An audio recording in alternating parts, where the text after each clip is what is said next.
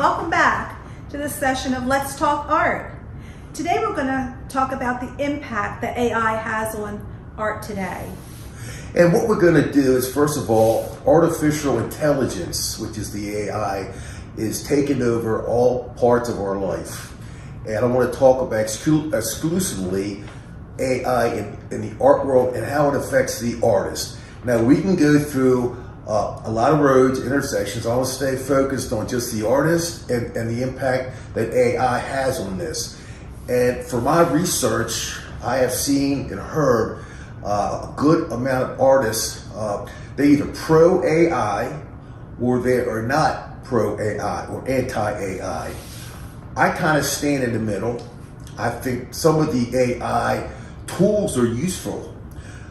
However, when it takes away the creativity of an artist, whether it be music, we're not going to talk about music, we're going to talk about art, but specifically the creativity and the visual that the artist brings to a piece of canvas or a sculpture, and then steals that, then that's theft. And I'm not in agreement with theft. So in that essence, I'm not agree with the artificial intelligence as stealing the theft. So what are your feelings on a statement I just made? Well, AI really doesn't have feelings.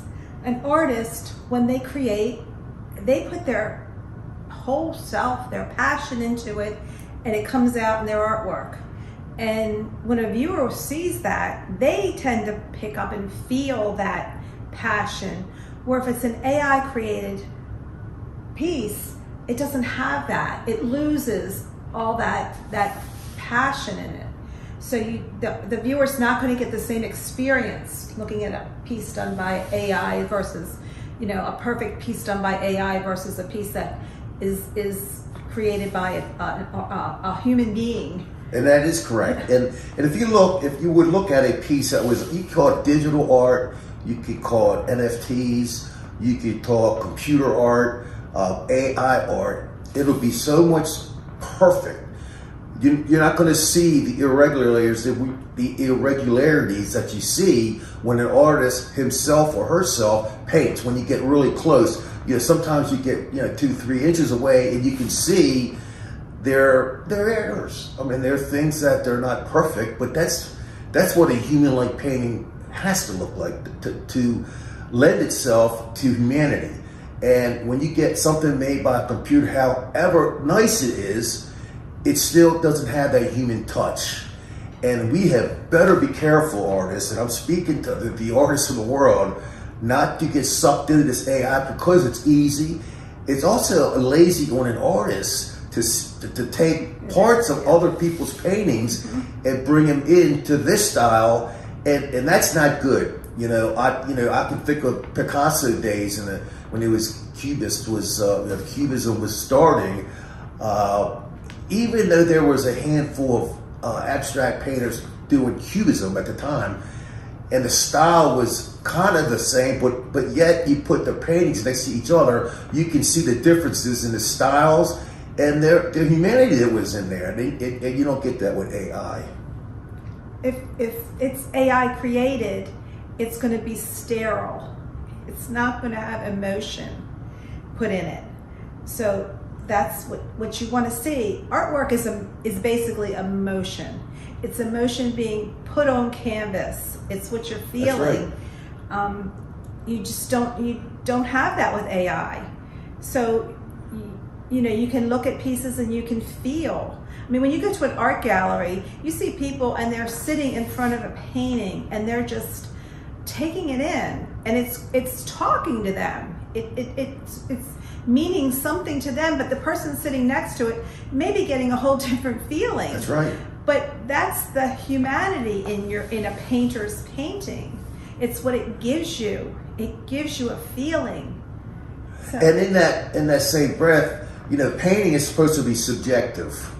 Like Nancy said, you bring two people in to look at the same painting, and they're going to come away, especially in an abstract type painting, they're going to come away with a different feel. It's going to motivate them in some way. It's going to excite them in some way. it's going to make them happy and joyful or sad, whichever emotion comes up. But that's what art is supposed to do. The artist is supposed to take a piece of canvas and try to make something that someone else sees that would help them. Okay, so that's what we're looking at. Now, we get into AI, artificial intelligence. We're having human-like, I'll call them robots, and you see them talking, and they got the whole face looks like a human face, and they're saying all kinds of things perfectly. But if you stay with it long enough, you're going to know it's not any emotion in that. And when an artist puts his emotion in it, you can tell the difference between the two. And I'll hit up on something right now. I just want to let the viewer know, to keep your comments and your thoughts to yourself for the most part. If you have something negative to say, don't say it. And I'm not sure I'm turning the comments on for this video or not, but just be nice. We're just expressing our opinions. We're not in concrete with everything. We can be swayed. Give us a good argument and that kind of thing, because it's just a market that's changing. And guess what? AI is here to stay. Just pick up a phone sometimes and you call someone on a corporate level, and you're going to get AI. It's in the food services. It's everywhere. So we better get used to it. But let's not abuse it in the art world, and it's being abused in the music world. We got to stop it and let creativity have its way. Roland, when you do a painting and you start a painting, you see it, you visualize it, you feel it. Okay, when you create it, you feel it. When you're finished, is it like you've given a part of yourself to that piece? Exactly. And you want somebody else to feel what you've given to that piece. And Nancy is right. Even Nancy's my wife that makes stained glass. She does painting. She does a lot of things with craft oriented things. And when you get done a piece, you look at it and you say, "Man, I created that thing." Talk about AI. It's not going to do that. They don't even know they created a piece. They've been programmed by human people, so they only go so far. So they can't put the human touches on. So that's, and let me tell you something. A lot of artists are scared right now. Some of them are saying we might have a 5 or 10 year window, 15-year window, that we're going to lose the touch for a real artist. And hey, listen, art's been around since the caveman. They were carving in the caves, okay? And I fear the same with them, that if we turn this whole thing into an AI, we're going to see us making a real problem with the new generation that's growing up, and they're going to be artists, and they won't know how to create artworks because they don't know how to create and put the emotions into it. So, any of the young artists, don't get sucked into this. I just want to let you know, don't get sucked into this. Mm-hmm. Yes, keep your creativity. Don't give up on it.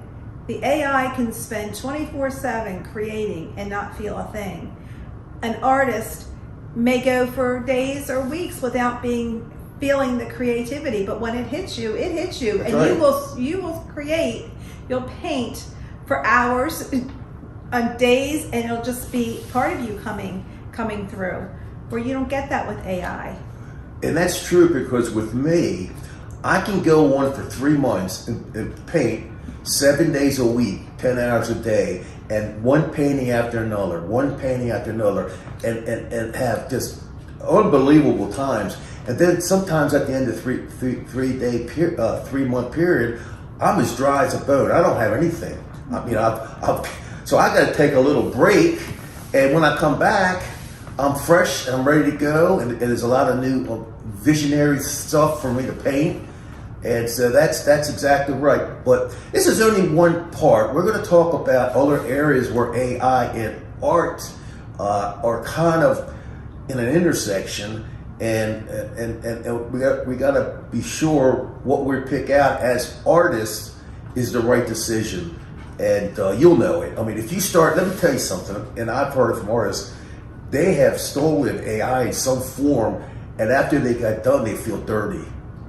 Because I look at their painting and say to myself, I've never done this before and I don't like it. Even though it looks good, it's just not the same results. It didn't feel the same when I was painting it. So listen, it's going to play on your mind. You could go the easy way and steal AI and bring it into your own studio and play around with it, steal parts of this one, steal parts of that one.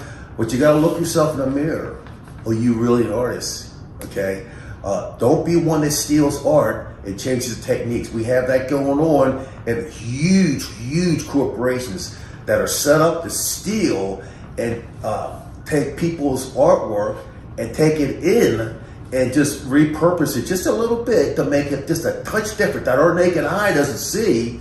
And they're taking your artwork that you created and you put on the internet and they're selling it. And you're not getting any credit for it. And that's an abomination. I don't like that at all. Again, I don't have any problems with like editing tools and things of that sort, okay? But when it gets into saying that this AI is a creative piece, it's a lie. And we're going to move on. We're going to start looking at some other aspects of AI. We just want to make this little short video clip of how we feel as artists. And I'm sure a lot of you artists feel the same way we do. So I hope you enjoyed this video. And stay true to yourself in your art. Don't sell out. So we're going to conclude by saying, please subscribe. Pass this message on because I think it's a worthy message. Pass this message to everyone that you know, and also smash the like button. It helps with our YouTube algorithms and it helps get the messages to the right people. So with that, we'll see you in the next video. Push.